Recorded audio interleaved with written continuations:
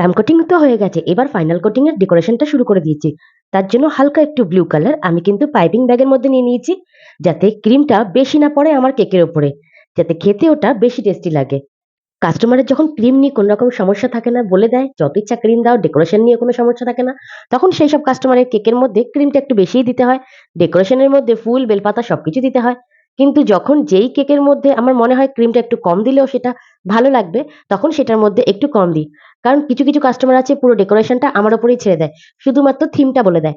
আজকের এই কেকটা আমার এক বান্ধবী আমাকে অর্ডার করেছিল তার ছেলের জন্মদিনের জন্য, শুধু থিমটুকু আমাকে বলে দিয়েছে স্পাইডারম্যান থিম হবে, আর আমি শুধুমাত্র এই জিনিসটা মাথায় রেখে কেকটাকে বানানো শুরু করে দিয়েছি।